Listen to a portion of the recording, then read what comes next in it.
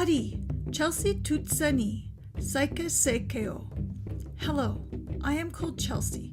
Saikas is my country. I am of Carrier and European ancestry. Welcome to the tour of my ePortfolio, Cyclical Growth, the final artifact showcasing my journey in the Master of Educational Technology program.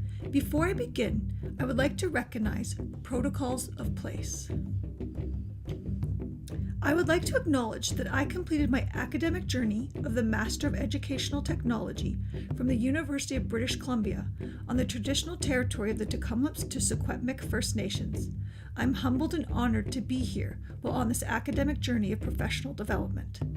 My understanding of protocols of place was enhanced during my research for my final project in ETEC 521.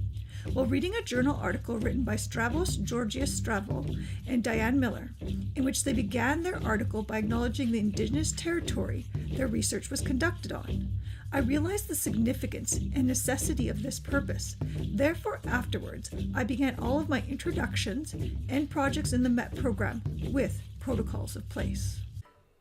My ePortfolio is organized in a cyclical nature. Although it may appear to be linear, it is not. I purposely chose the same image for the home and reference pages to highlight a cyclical process of learning. My website contains multiple points of entry. Thus, site navigation does not have to happen in a linear fashion. Rather, one can access pages from the top menu bar, bottom buttons, or within images or text.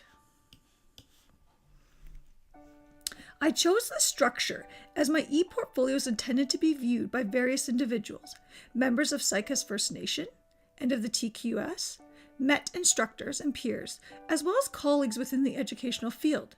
Since people learn and access information differently, I wanted to incorporate multiple paths while navigating my website.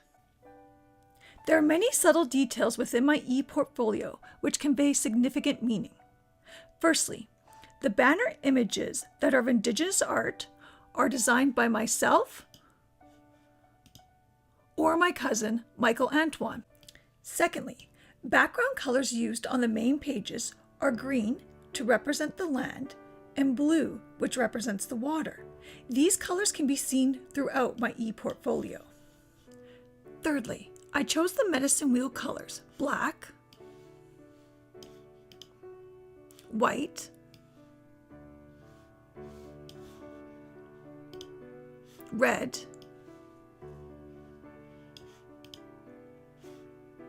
and yellow. For the coursework background colors, the colors are used cyclically. The medicine wheel has become a well-recognized Indigenous symbol, which carries many meanings. For me, while on my MET journey, it represents the aspects of life: spiritual, emotional, intellectual, and physical. I required all of these aspects to be in balance and harmony in order for me to succeed. Lastly, the banner images for the home and reference pages, as well as coursework pages, are photos from various locations on my reserve. Saikas First Nation are also known as Stony Creek. They were taken by my mother and father. My reserve and family are very important to me, as they supported and provided me with strength while completing the program. Therefore, I wanted to honor them within the design of my ePortfolio. My goals can be found on the goals page. I would like to emphasize that even though my goals are stated individually, they are interconnected. Creating my first goal came naturally for me within the MET program: to be a leader in developing sound educational and technology pedagogy by collaborating with colleagues and educational experts through the use of learning management systems and social media platforms, as I believe collaborating with others is foundational when constructing and enhancing knowledge. Although I've greatly improved in my ability to articulate my thoughts through online platforms, I still do find I am more confident when communicating face-to-face with colleagues. This goal is showcased in Artifacts 512, as I completed the website with 2 other colleagues. This was my very first group project. In ETEC 510, I had the opportunity to develop this goal further. Our finished group project on design an online course in ETEC 510 was implemented by one of our group members. In ETEC 565M, we developed a YouTube channel devoted to teachers on applying video primary within their practice. The biggest growth where this goal was met is demonstrated in ETEC 531, where I was a leader in developing a media guide for Ready Player One with another peer. My second goal, to continue to enhance my theoretical understanding of educational technology to design and implement differentiated instructional lessons which meet the holistic needs and empower students to be good digital citizens, was a practical goal. This goal is strongly demonstrated in the artifacts from ETEC 500, ETEC 512, as well as ETEC 511.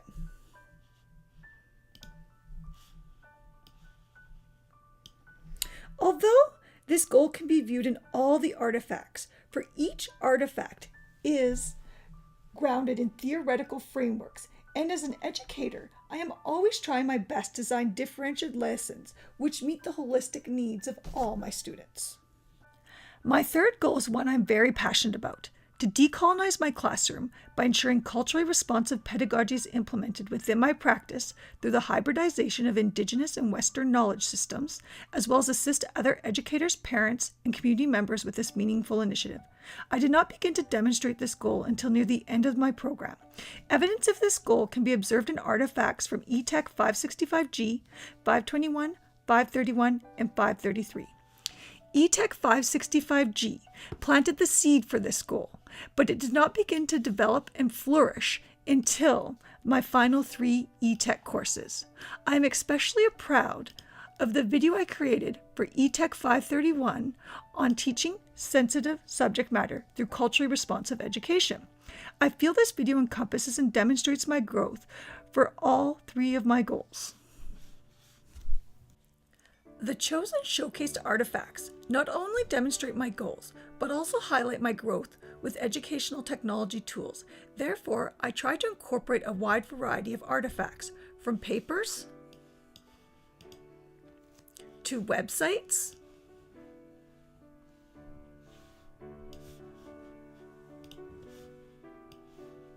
to videos. And as the program progressed, so did my ability to produce exemplary projects. It took a long time for me to develop a metaphor, but with support from the instructors and colleagues, my metaphor emerged: a frog's life cycle. This metaphor is applicable for numerous reasons, which can be read about on this page. This metaphor is found throughout my ePortfolio. I'm especially proud of the poster I created depicting a frog's life cycle. I designed all the images, and recently colleagues within my school asked to use it when teaching about the amphibian life cycle. To promote cohesiveness, these images were used as banners for the corresponding pages: eggs, tadpole, tadpole with legs, froglet, and adult frog. The construction of this ePortfolio taught me to move beyond from describing my artifacts to analyzing them. This was accomplished through critical self-reflection and feedback provided to me by my instructor and peers. As I reflected upon the artifacts and the program, my philosophy of education statement emerged and evolved, as well as a greater understanding of my professional development. I'm able to identify my areas of strength, as well as my areas which require further development. My greatest fear while designing my ePortfolio was creating one which was too personal and lacked professionalism. I believe my final product exhibits a skillful balance between the two. I'm grateful for the opportunity to be part of the MET community, and I look forward to continue to grow and develop within the educational field, as learning is a cyclical process.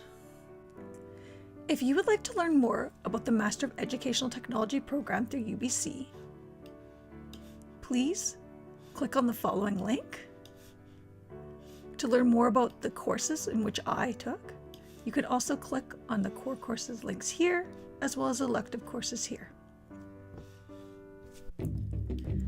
Assessment for my ePortfolio can be found on the Cyclical Growth Assessment webpage, in which I designed a 3-point rubric.